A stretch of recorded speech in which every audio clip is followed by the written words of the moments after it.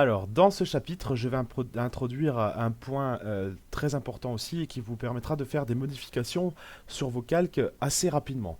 Je vais introduire ici ce qu'on appelle un style de calque. Alors, qu'est-ce que le style de calque? Il s'agit de pouvoir gérer des options comme l'ombre portée, les lueurs internes, les lueurs externes, la gestion des contours, la gestion des fonds, les fonds en dégradé. On a beaucoup d'options qu'on peut gérer ici sur un style de calque. Alors, j'ai pris une composition ici sur laquelle j'ai ajouté du texte. Alors, j'ai ajouté le titre Madagascar qui est là. Je vais l'agrandir un petit peu pour que vous puissiez bien voir les modifications que je vais effectuer. Je ne vais bien sûr pas laisser ce texte en noir et je vais lui apporter pas mal de petits effets. Alors, pour activer le style de calque, vous pouvez aller ici dans la partie FX et lancer les options de fusion. Alors on dit option de fusion, mais ça active une fenêtre qui s'appelle style de calque, ou tout simplement double-cliquer dans cette zone grise qui est ici, donc non pas sur le texte puisque vous allez modifier ici, renommer votre calque, mais dans la zone juste à côté. Lorsque je double-clique, j'active une fenêtre, désolé, ça s'affiche à côté, qui s'appelle les styles de calque, et là, plusieurs options se mettent en place. D'accord? Déjà, le mode de fusion que je vais pouvoir gérer avec le fond.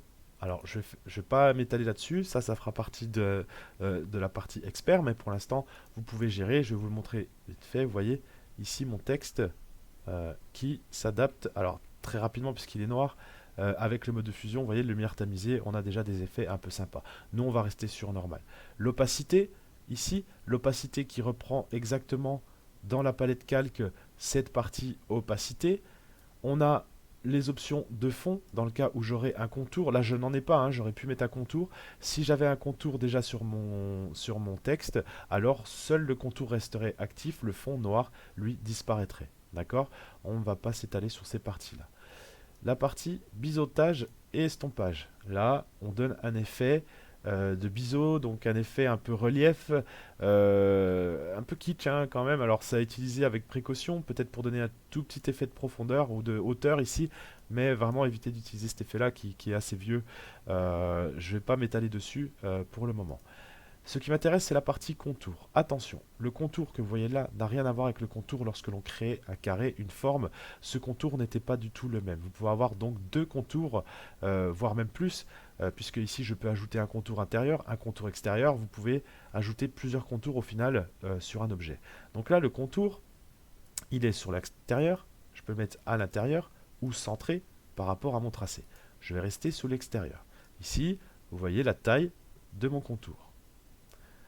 Le mode de fusion, ça c'est les différents modes de fusion que l'on trouve. Pour l'instant, je vais laisser normal. L'opacité, je peux mettre un contour plus ou moins faible. D'accord? Le type de remplissage, dégradé. Moi, je ne vais pas aller sur un dégradé, je vais aller sur une couleur unie. Voilà, je peux changer ici ma couleur. Lorsque je clique sur ce petit carré, j'ouvre mon sélecteur de couleurs. Je voudrais par exemple un contour qui prenne en compte un bleu de l'océan que je vois ici. Alors, l'ombre interne. Alors, ça va être un peu compliqué, l'ombre interne. Ce que je vais faire avant de passer à l'ombre interne, je vais passer surtout à l'incrustation de couleurs. L'incrustation de couleurs, ici, voilà. Je vais changer le fond et je vais mettre un fond assez bleu. Oh non, je vais rester sur le blanc, c'était très bien. Voilà, je reprends un peu le blanc du sable. Sur fond noir, je n'aurais pas pu vous montrer l'ombre interne. Voilà, j'ai incrusté une couleur ici, relativement simple. Incrustation de couleurs, et j'ai une couleur qui s'est mise en place. L'ombre interne. Alors, je vais mettre en normal et je vais y aller doucement, mais surtout je vais mettre une petite distance pour que vous puissiez voir, et une taille très faible. Voilà, opacité à fond. Voilà, l'ombre interne va vous donner un petit aspect de profondeur. Alors la taille soit très diffuse, très grande, soit toute petite, d'accord? Mes gris ici me permet de gérer un fond très lourd ou très faible, et la distance qui est là. Sachez, ce qui est bien sur Photoshop, c'est que l'on peut gérer ces paramètres là directement à l'intérieur en prenant votre souris et en glissant à l'intérieur. Alors là, c'est un peu brut. Je vais quand même laisser un tout petit fond. Voilà, pas plus que ça. D'accord? Donc là, j'ai redonné une ombre interne. L'ombre interne est aussi donnée par un angle. Vous voyez? Là, si je modifie l'angle. Voilà. Utiliser éclairage global veut dire que lorsque vous mettez une ombre et que vous utilisez un angle, tous les calques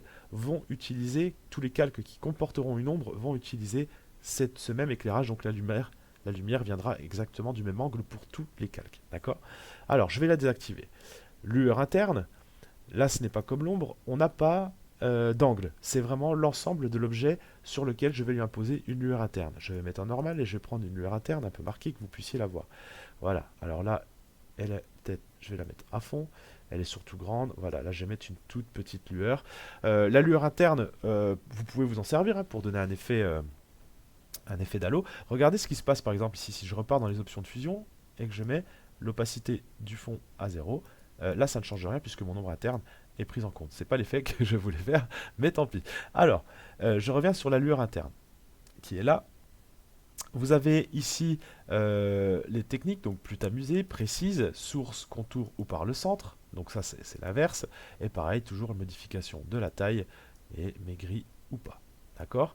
Là, la qualité, le contour, c'est la taille. Donc là, je vais de très forte à très faible. Ici, je vais faire très faible, très forte, très faible, très forte. Voilà. Et ainsi de suite. Vous pouvez changer en fait le type de contour. Nous, on va rester sur du contour assez linéaire. D'accord. Voilà pour ce qui est la lueur interne.